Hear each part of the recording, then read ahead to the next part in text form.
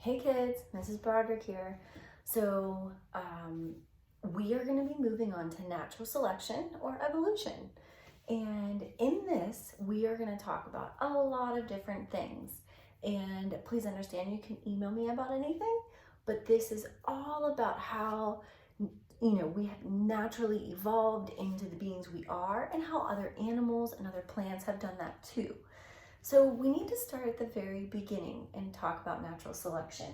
So this week you're going to read pages 414 through 423, and that will totally help you. So this is what they look like in the book.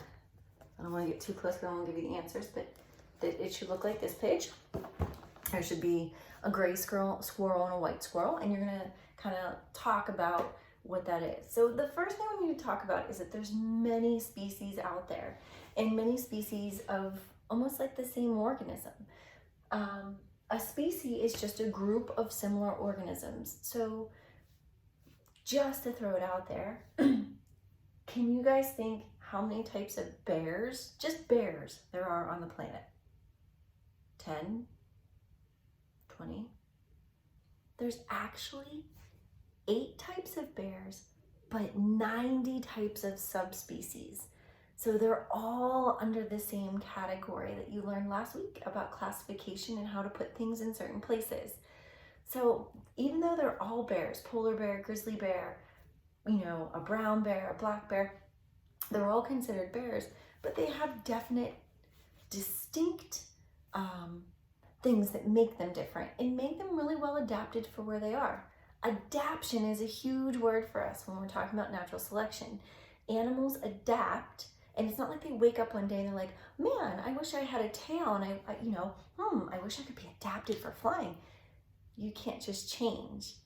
Actually, you turn out to be like the freak of the crowd who has this really great ability to be able to get food, to live, survive, get away from animals, and reproduce into the next generation.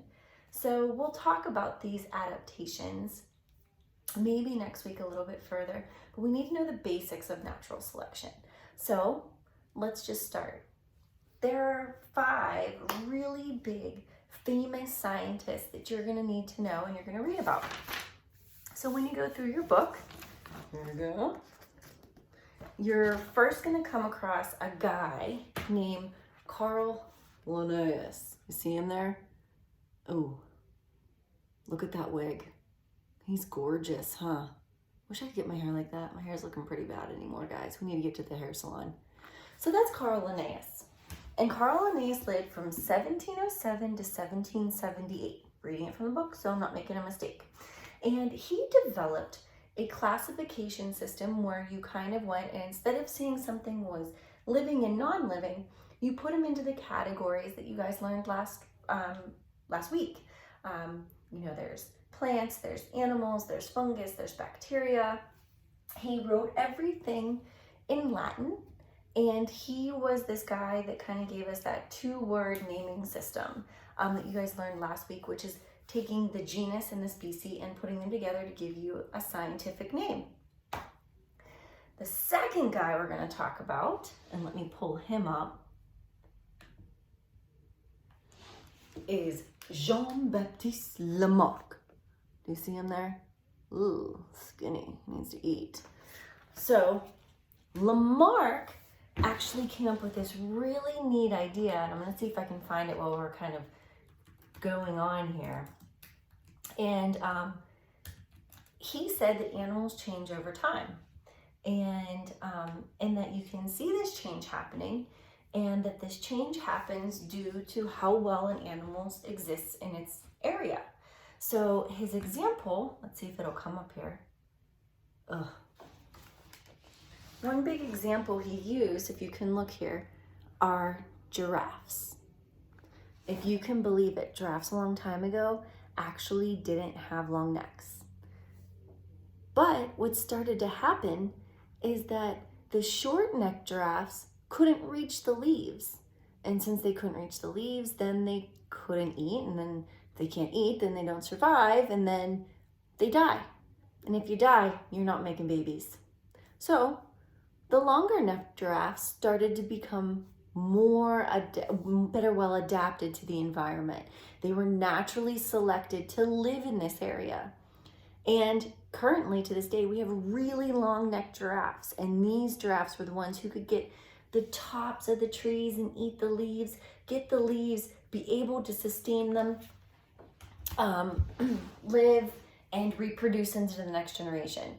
The short neck guys, nobody was mating with them. Nobody wanted to have their children into the next generation have these short necks because they can't reach the leaves at the top of the trees. So what's the point? You're not going to be able to survive.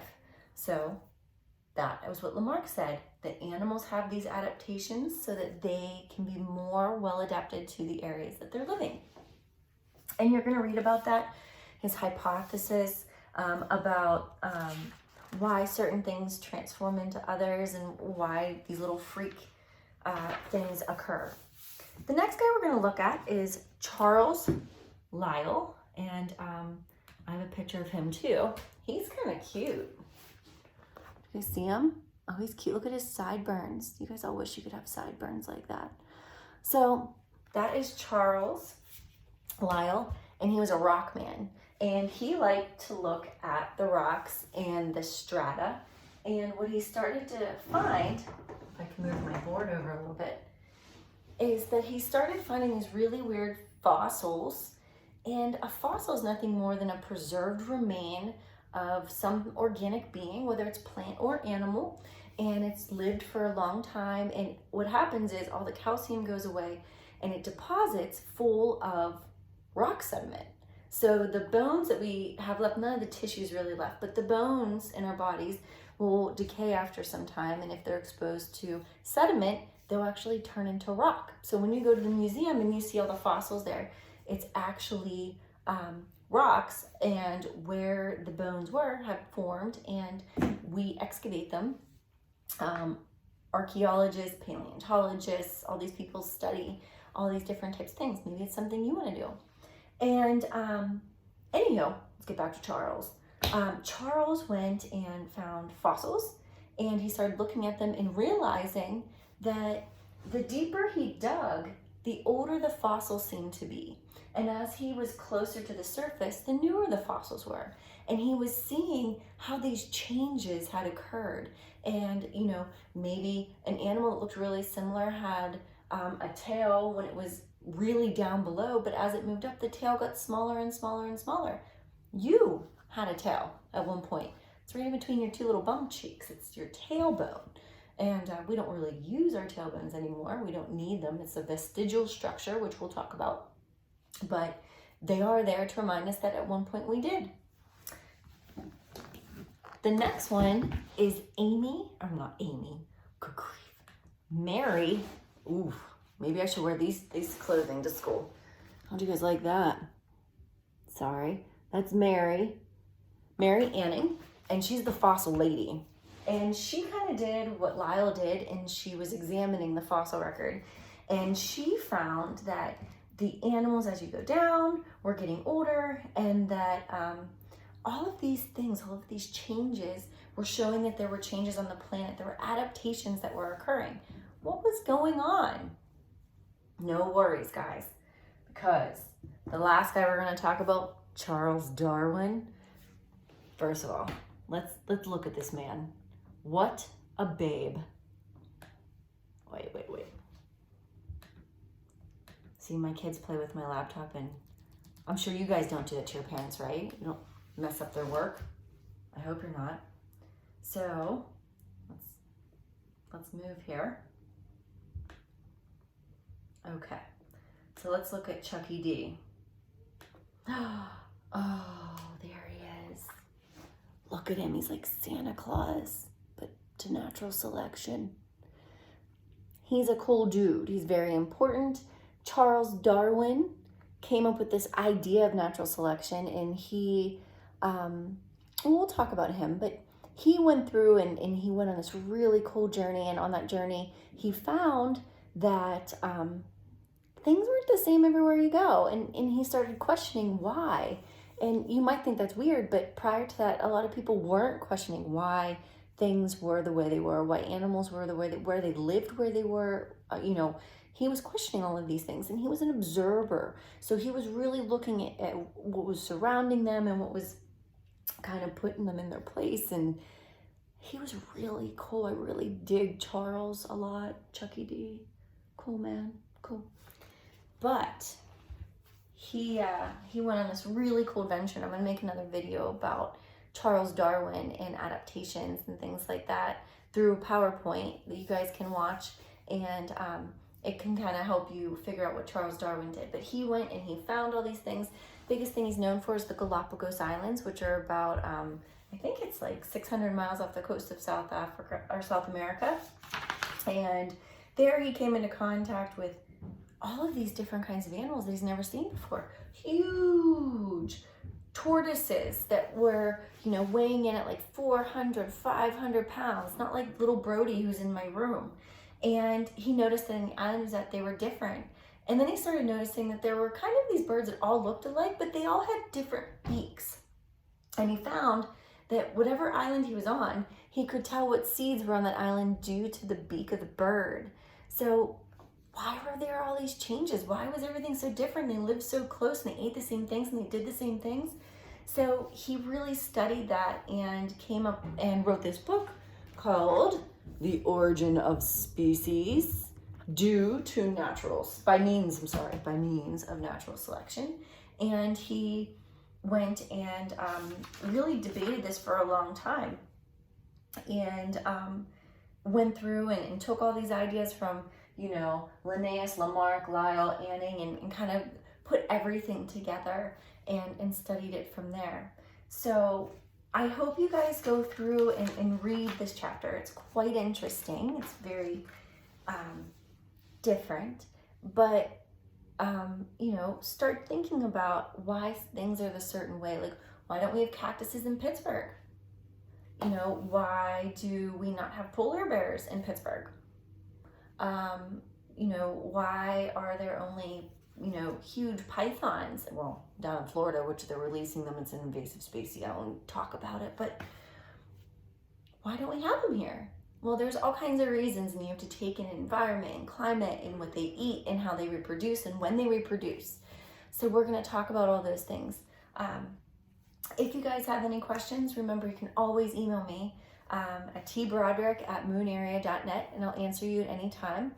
Oh, one thing I forgot to tell you is when Charles Darwin went to the Galapagos, he took a baby tortoise. It was like the size of his hand. Okay, and let's see if I can find her. So he took this baby tortoise and he traveled around the world, and it ended up that the tortoise that he took was a female. Here she is. Do you see her there? She's huge. She's what's known as a dome shape. We'll talk about that in my next video. But if you look at her, she actually was born, she was kept in captivity at the Australian Zoo. Charles Darwin left her at the Sydney Zoo when he got to Australia. And so he dropped her off there in 1830, and she died in 2006. So I don't know how long she lived. I'm not doing that math in my head. I don't have a calculator, but she was old. And you know, when they say like turtles and tortoises live a very long time, they're very right. They do.